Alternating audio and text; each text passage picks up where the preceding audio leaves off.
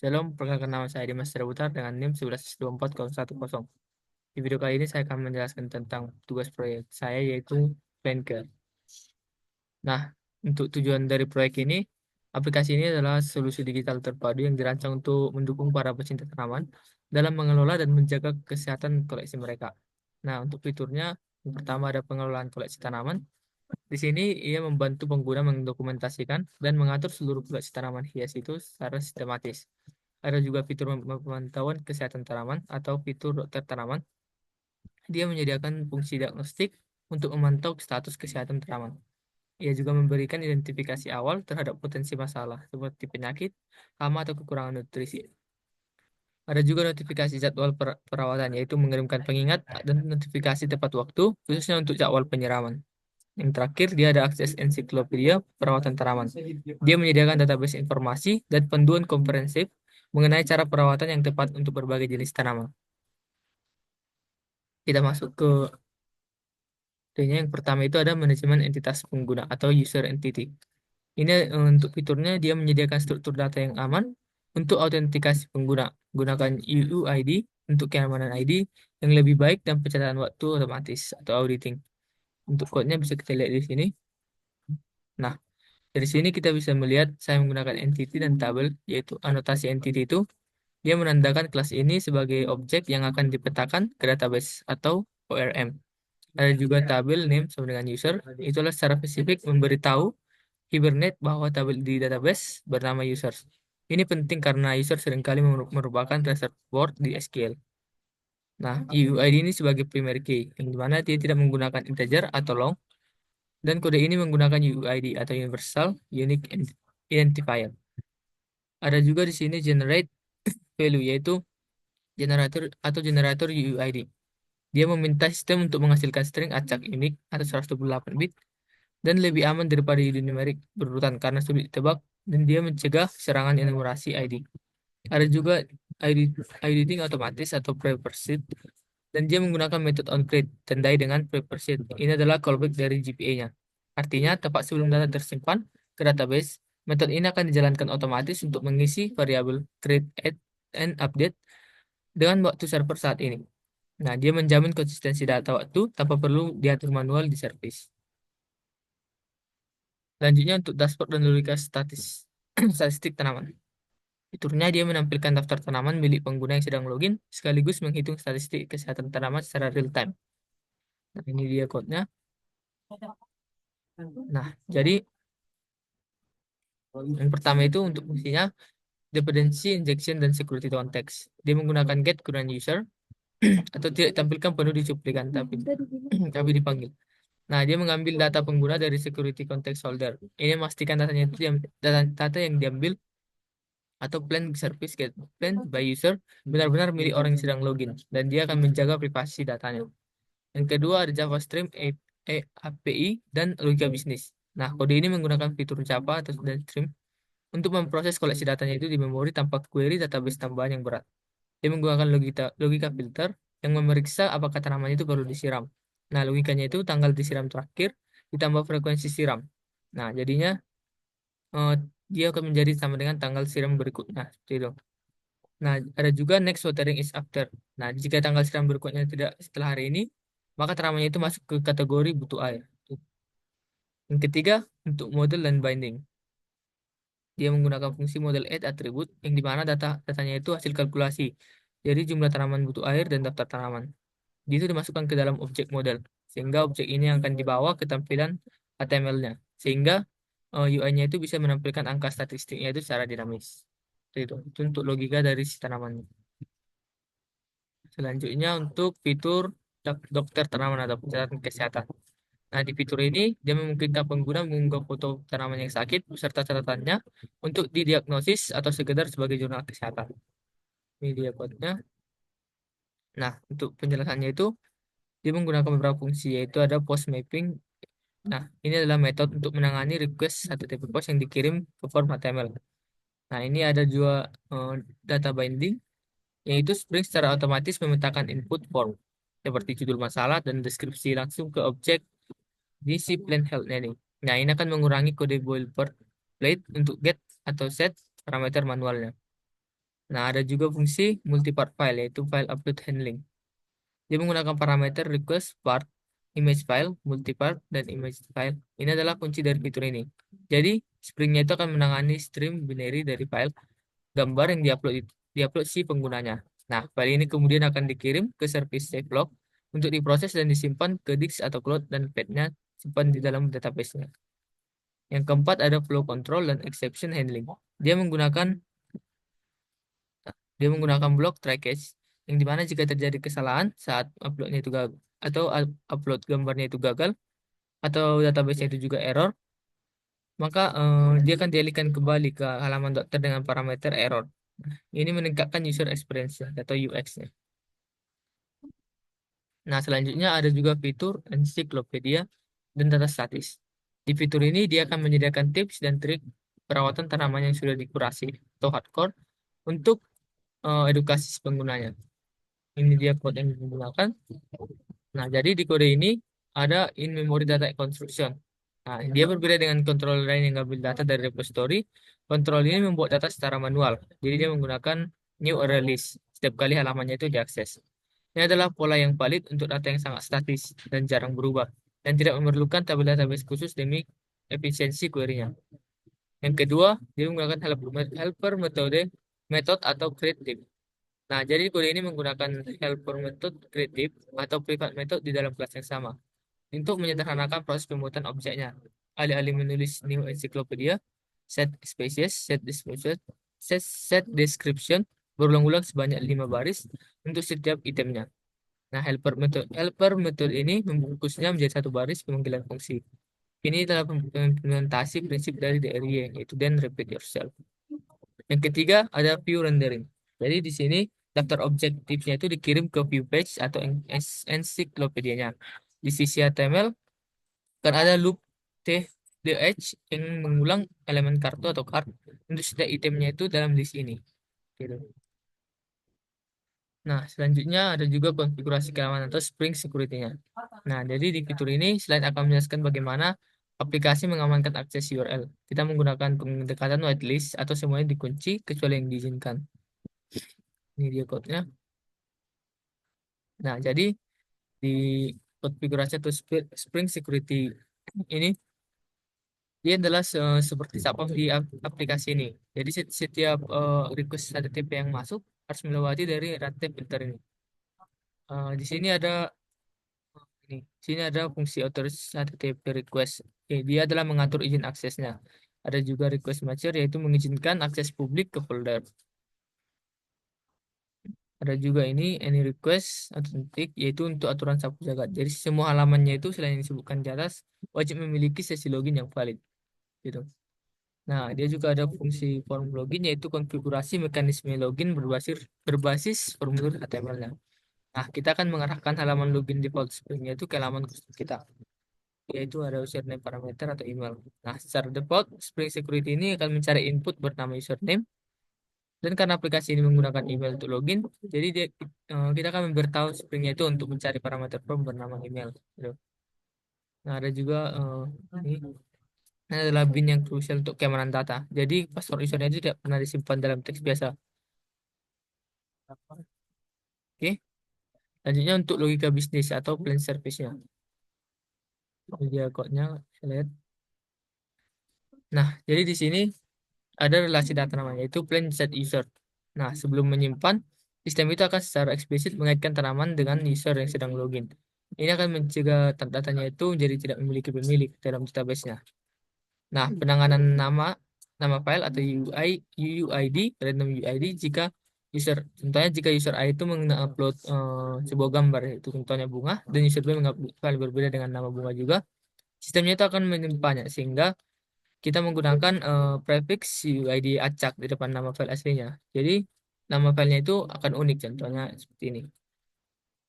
Yang ketiga ada juga manajemen sampah file atau garbage collection manual. Nah, jadi saat user mengedit tanaman dan mengganti fotonya, maka foto lamanya itu akan tidak terpakai lagi. Sehingga kita gunakan logika files delete exist, yaitu memastikan servernya itu tidak penuh dengan file sampah.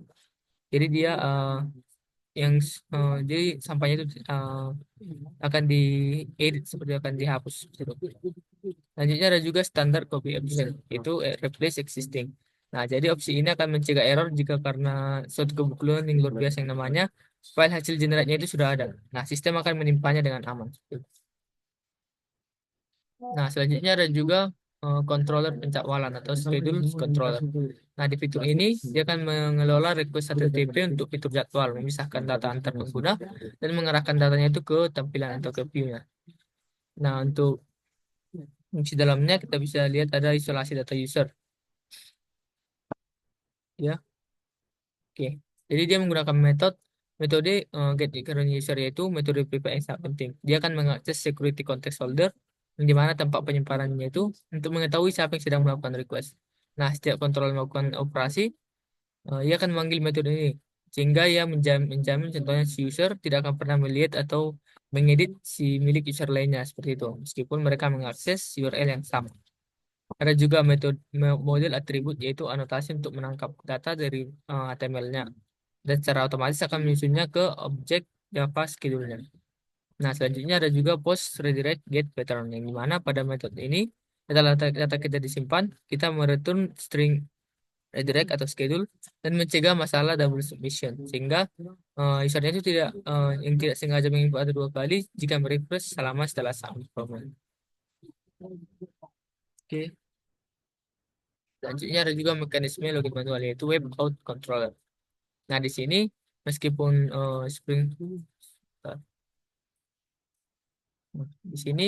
Spring Security tadi bisa menangani login otomatis, controller ini juga akan memberikan kontrol granular terhadap validasi input dan pesan error kostum sebelum proses autentikasinya itu terjadi.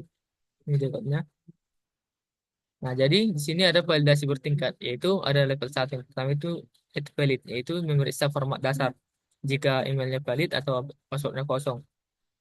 Nah, jika gagal, dia akan menangkap error. Nah, yang kedua, selanjutnya ada business logic, yang dimana dia memeriksa apakah usernya itu ada dalam database. Dan yang terakhir, ada kriptografi, yaitu password and core match. Jadi, dia akan membandingkan password mentah inputan user dengan yang ada di database. Sehingga metode ini melakukan proses sesing ulang pada inputan dan membandingkan hasil hashnya. Nah, ada juga keamanan UX, yaitu atau user experience. Jadi di sini akan ada memperhatikan jika ada email atau pesan salah. Nah, kita sengaja membuatnya umum. Jadi ini akan memberikan pesan spesifik seperti email tidak ditemukan. Karena itu akan memberikan petunjuk kepada hacker bahwa email tersebut belum terdaftar. Nah, ini sebuah keamanan, ya. Nah, selanjutnya ada juga manajemen sesi, yaitu session set attribute. Dia akan menyimpan objek user ke memori server. Ini akan memudahkan kita untuk menampilkan nama user di navbar data dashboard nanti tanpa harus query ke database beberapa kali di setiap halaman. Nah, mungkin itu dia. Maka untuk kesimpulan dari proyek ini, dia adalah arsitektur MVC atau model view controller. Kode proyek ini mengikuti pola desain MVC yang sangat disiplin. Ada yang pertama ada model atau entities, yaitu user, plane, health, schedule. Dan dia merepresentasikan struktur database. Kedua, untuk view atau template-nya, file di HTML di folder page, yaitu dia menangani untuk tampilan antarmuka. Dan ketiga yaitu controller, plane, dokter, dan lain-lainnya. Dia menangani logika bisnis, mengatur aliran data antara model dan view. Dan terakhir yaitu service. Contohnya ini, nah dia akan memisahkan logika bisnis yang kompleks dari controller agar kodenya itu lebih bersih dan berkualitas. Nah, jadi keseluruhan aplikasi ini merupakan implementasi full stack Java yang sulit menggabungkan manajemen data relasional, pemrosesan file, atau gambar, dan logika bisnis berbasis tanggal dan keamanan pengguna. Nah, mungkin itu dia penjelasan dari code pembuat dari si aplikasinya. Selanjutnya kita bisa lihat langsung UI-nya.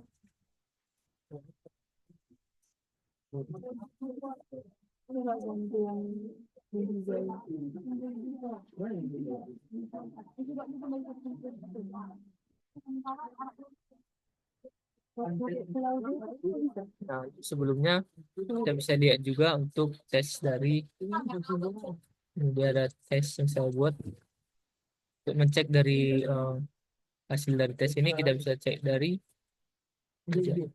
jagoan. Ini dia 100.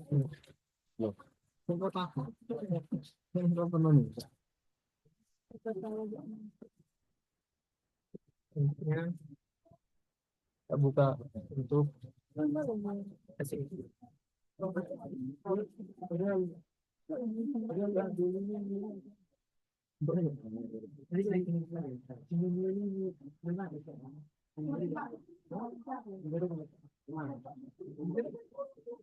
Oke, coba dulu untuk akun saya.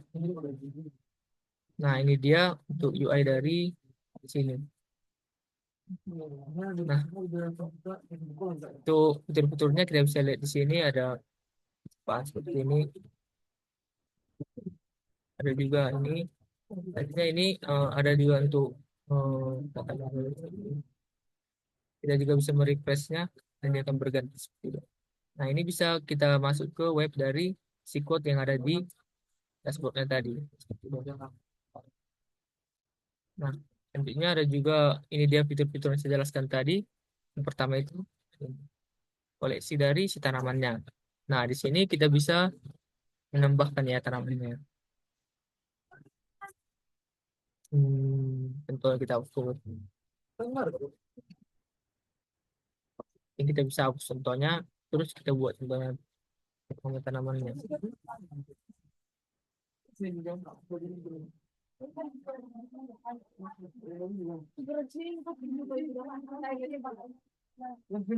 Terus ini kita bisa buat jadwal contohnya sekali sehari. Nah, di sini contohnya kita buat terakhir kali dia disiram itu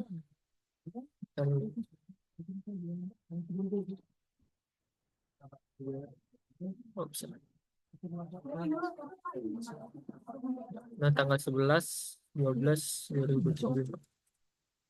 Nah, terus kita bisa masukkan juga foto dari tanamannya. Bawa.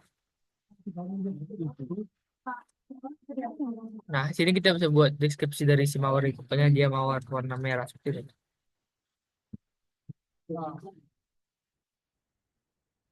Lanjut kita simpan data. Nah, tadi kan kita buat dia terakhir disiram itu tanggal 11 dan sekarang sudah tanggal 12. Maka di sini akan muncul pemberitahuan bahwa ada satu tanaman yang perlu disiram. Itu. Kita lihat ini dia.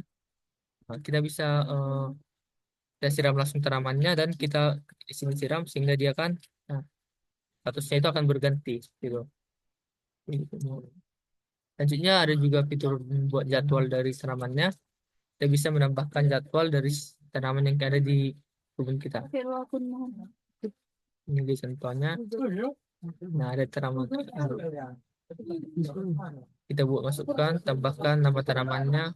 Nah, gitu. Nah, ini dia ada jadwal yang saya buat. Nah, ini juga bisa dihapus. Nah, kita juga bisa mengedit.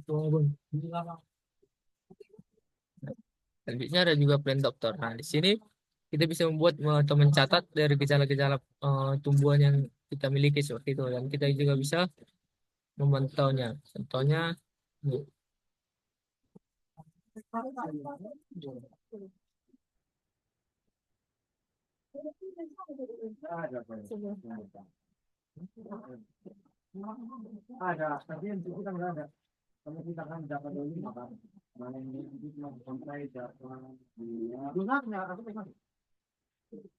Seperti itu.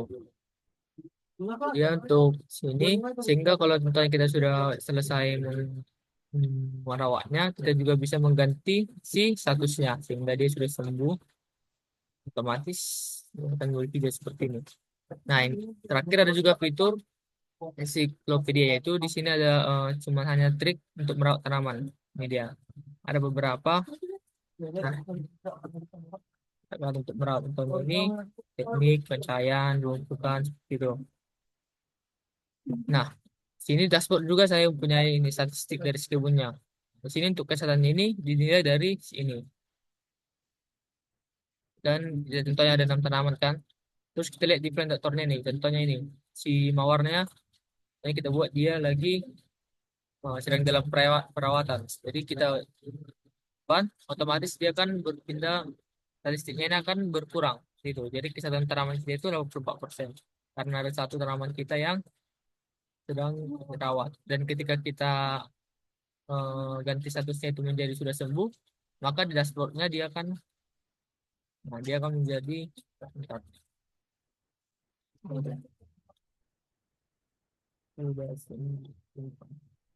Nah, iya, otomatis kesalahan dari tanaman kita akan 100% seperti itu. Begitu juga dengan jadwal. Nah, di kebun kita ini kan ada 6 tanaman. Jadi kalau kita tidak buat jadwalnya di sebanyak 6, maka dia kan 83%. Dan kita tambah itu lagi ya.